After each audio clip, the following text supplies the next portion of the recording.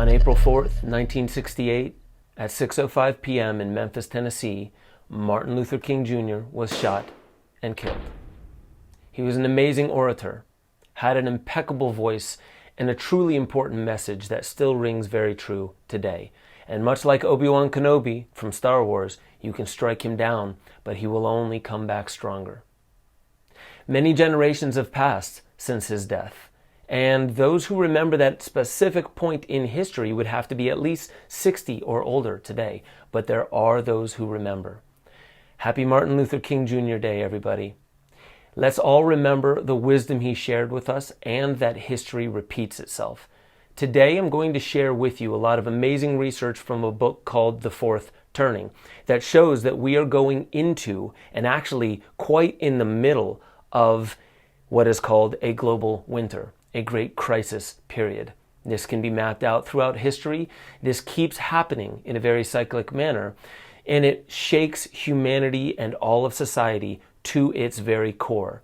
Humanity and society are never the same on the other side of these events. There's a very specific timeline, but it's only the details that we can't see. We can see the type of blueprint, but we can't see the exact makeup of it.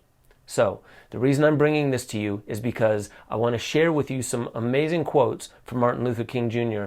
that can bring a little bit of peace and understanding into this time period that we are living through right now. Remember to smash that like button. Please comment below, leave your thoughts. Subscribe to the channel if you haven't already, and share this out as wide as possible to anybody who could use this message. And get ready for a very deep dive right here on Waking Infinity News.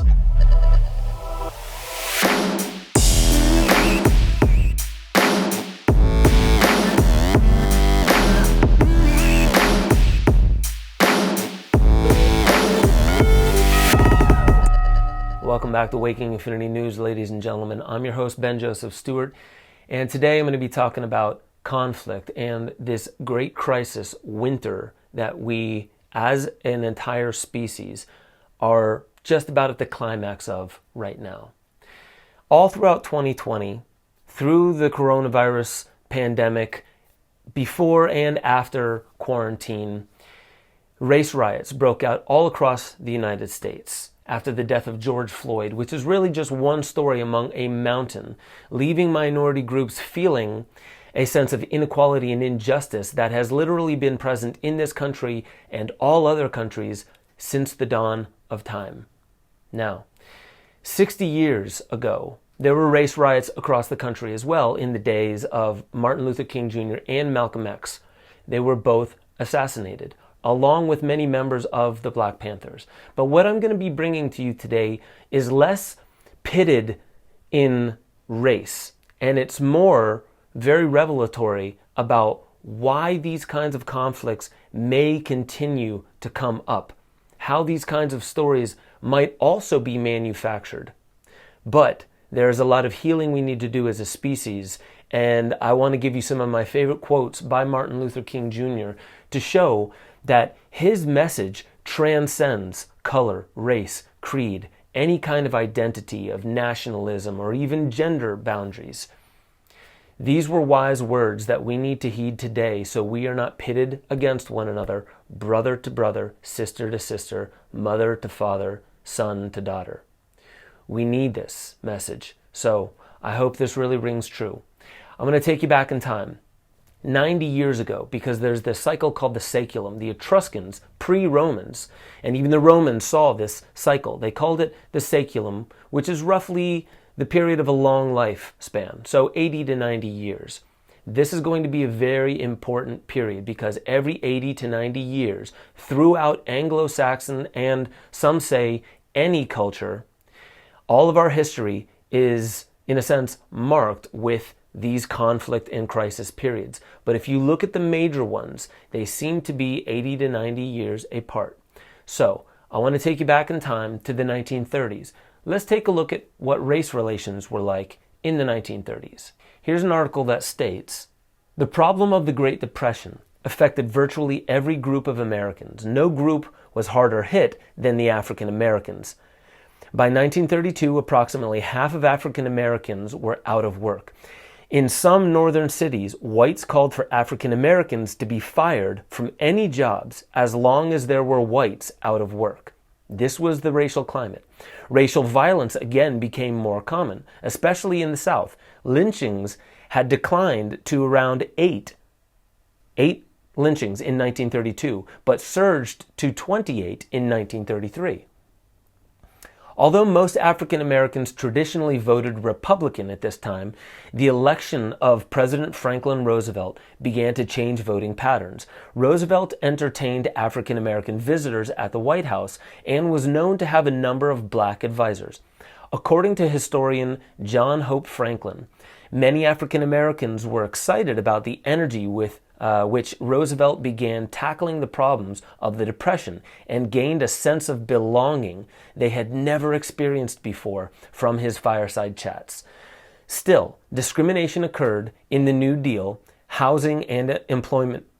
Discrimination occurred in New Deal housing and employment projects, and President Roosevelt, for political reasons, did not back all of the legislation favored by such groups as the National Association for the Advancement of Colored People, NAACP.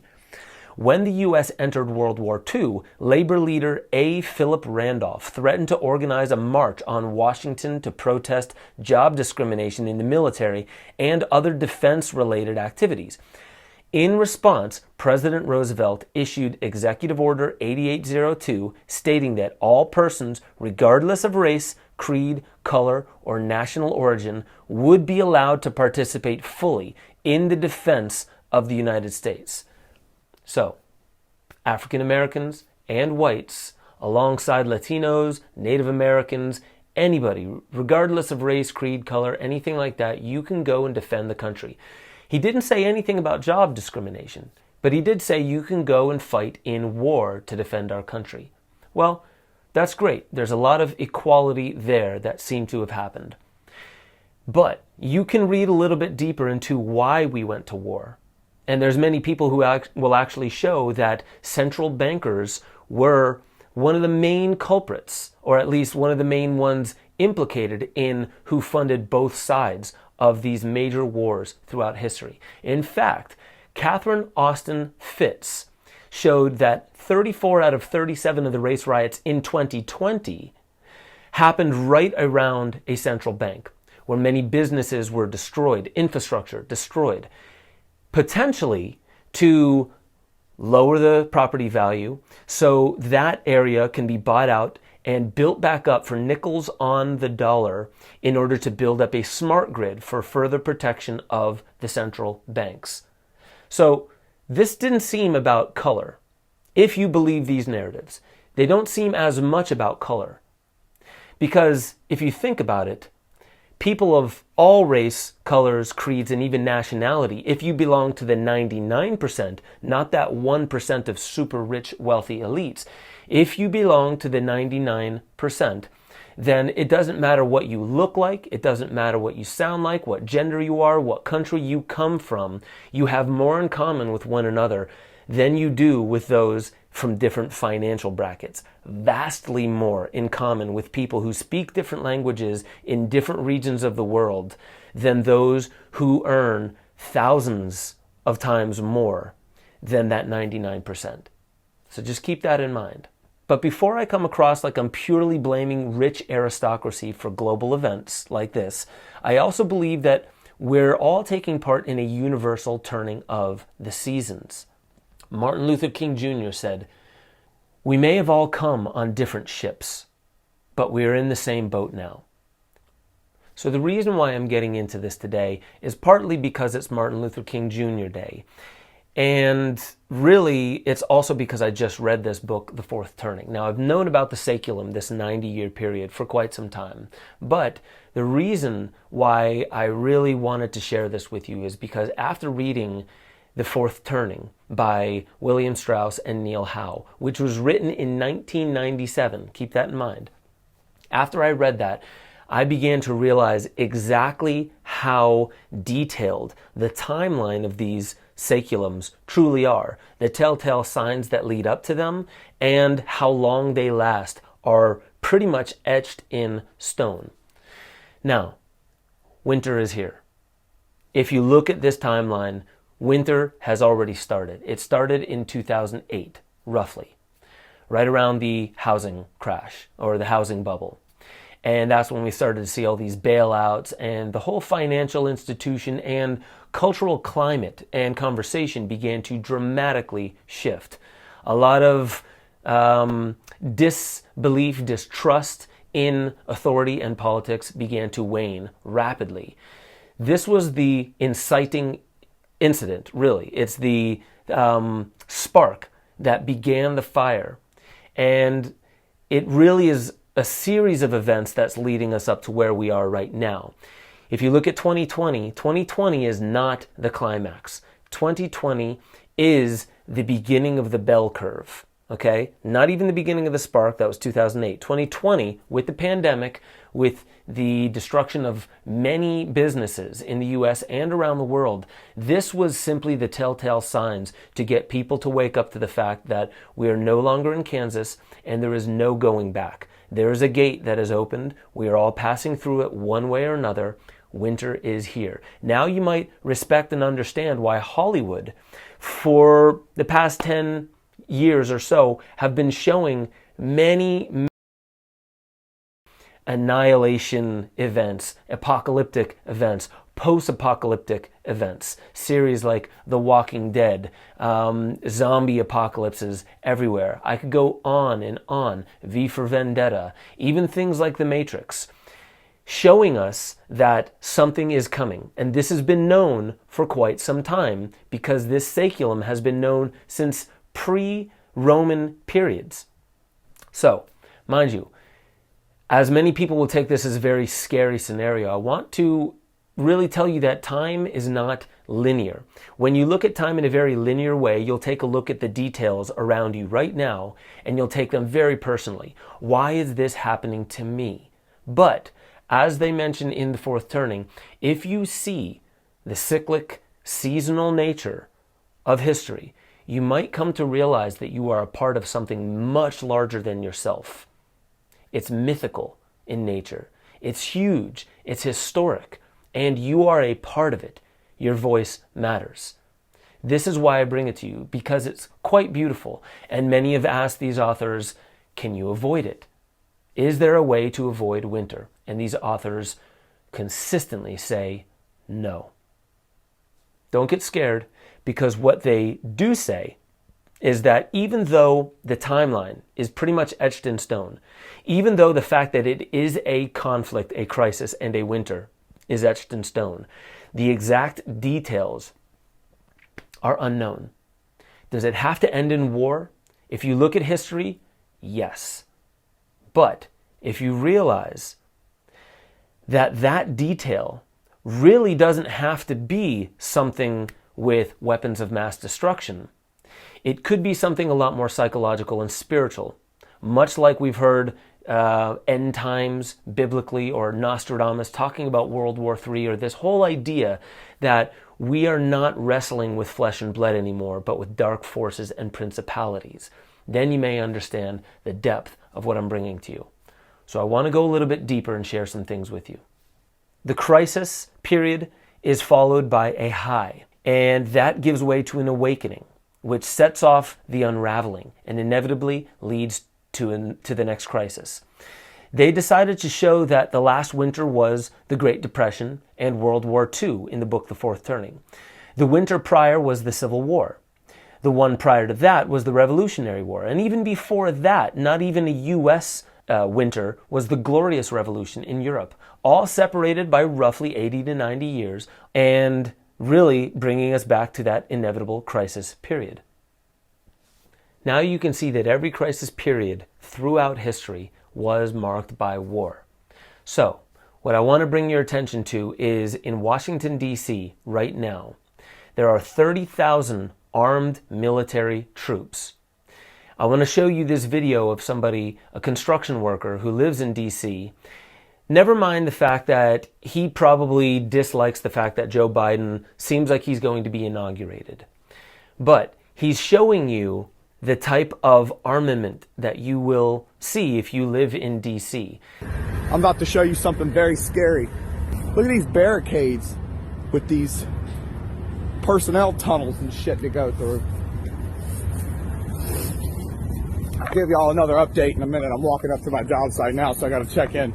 But the U.S. look at this. This thing pops up so cars can't drive through it. This is what our intersections look like now. If you need all this to protect your inauguration from the people, maybe the fucking people didn't fucking elect you. There are some people who are saying there are also electromagnetic jamming signals that pretty much jam up any cell signal, so people inside DC can't really get messages out. I haven't verified whether that's true or not. This was somebody on Brighteon who does the situation report. And he was basically saying that this amount of armament, 30,000 troops with over roughly 2.5 million rounds of ammunition, air striking support, and armored vehicles are all there. That is more than 10 times the amount that are in Afghanistan right now. For what?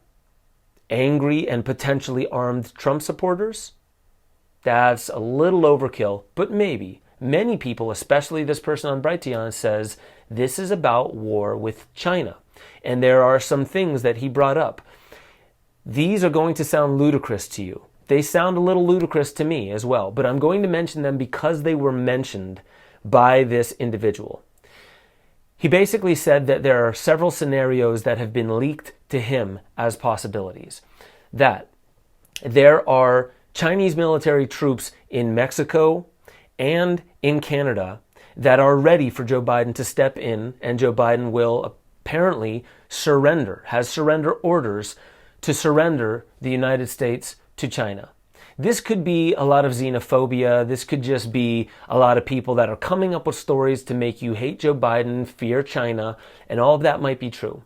Another one is that there may be an attempted or fake assassination attempt on Joe Biden, and if that were to happen, then there would be a confiscation of guns all around the country. A false flag to, in a sense, violate the Second Amendment, as we are already seeing the First Amendment highly violated by big tech companies. But this isn't to bash big tech. It's not to bash the Biden administration. It's not to bash the government. It's really just to bring up the narratives that are abounding right now.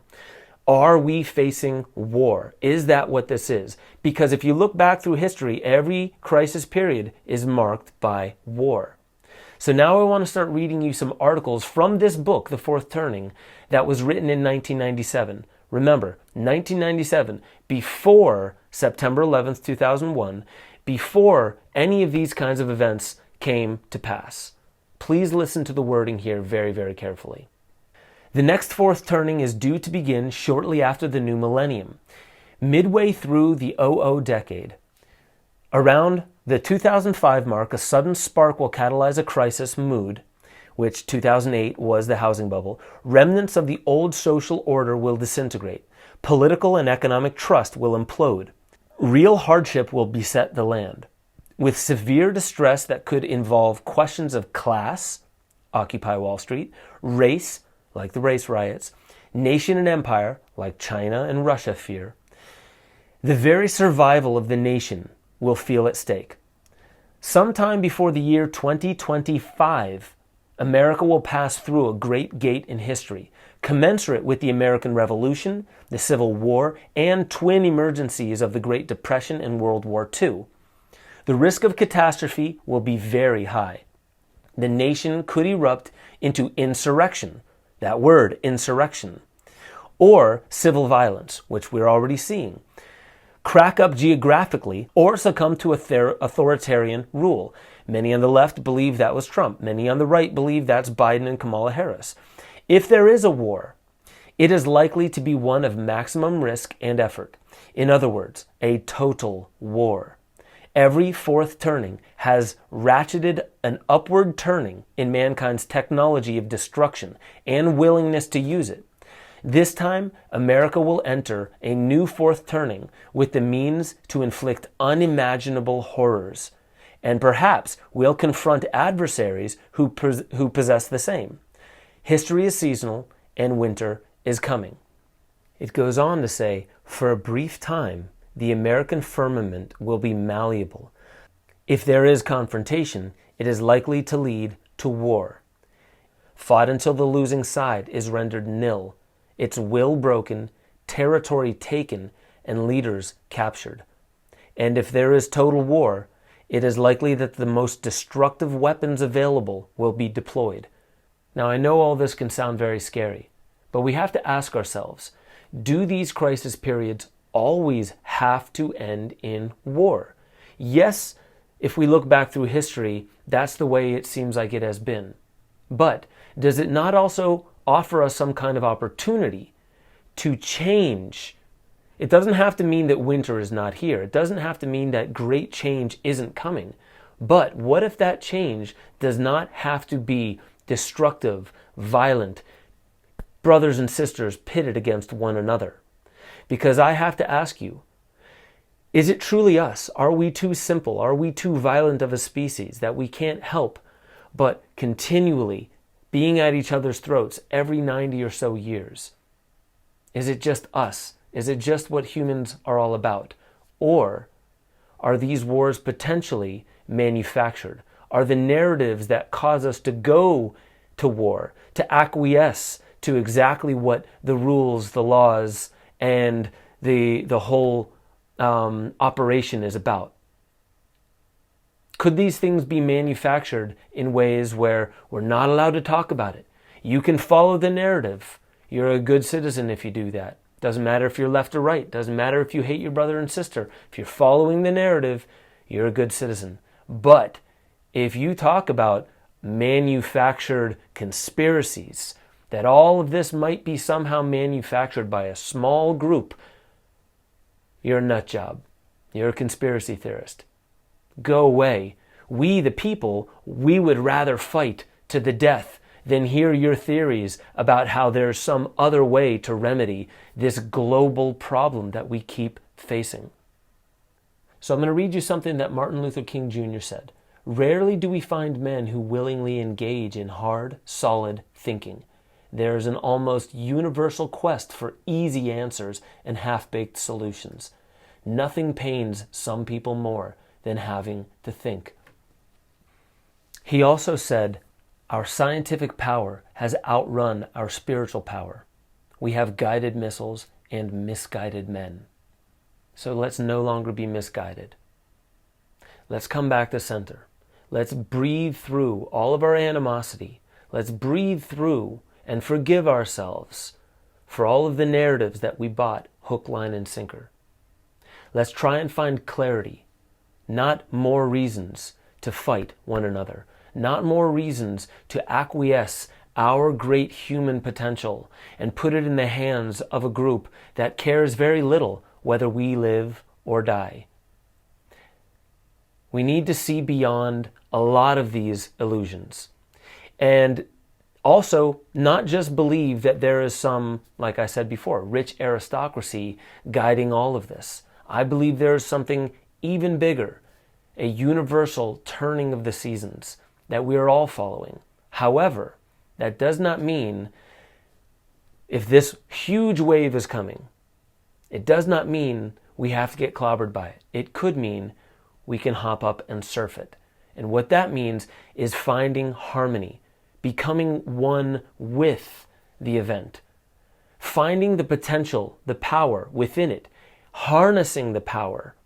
Instead of being clobbered by it, instead of being consumed by all that energy and turning into its tool, using it, the great energy, the turning of the universal seasons, as a tool to mark this as a historic point in global history, where we do not see the Chinese or the Russians or the Europeans or the Americans. We do not see people of other races, creeds, cultures, languages, nations as our enemy.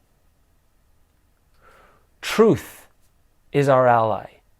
Falsehood is our enemy. And you cannot simply blame falsehood for the outer world. We also have to buy the lie. So I'm telling you, the awakening of consciousness has always been is now and will always be the only solution. And that does not happen by being purely analytical and intellectual. You have to find practices that open up the heart. You have to truly use your voice in ways like Martin Luther King Jr. did. You have to speak timeless messages, and you have to remember, destruction is not your tool, unless it is making way for something much more beautiful. And that destruction does not have to mean costing the lives of others or of nature. It could simply be the destruction of the belief systems that we are pitted against one another, that we have never been able to get along and therefore never will be able to get along, that we have to follow the narratives of very few people. Please wake up, because the future is no longer coming. It's here.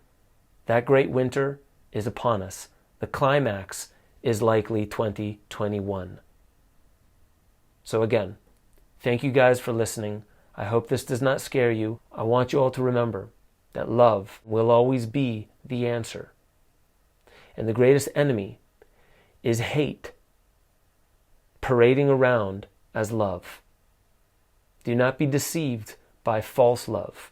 Ideas that you can use violence in the name of love, whether it's through the belly of a personal hell or whether it's some glorious moment to come. We are awakening as a species. It is now. I want to say, I truly appreciate that I am going to go through this winter with all of you. Please connect with me if you wish. Comment, email me at ben@benjosephstewart.com. Donate if you can. Share this video. It's the absolute best thing you can do. And I'll catch you all next time on Waking Infinity News.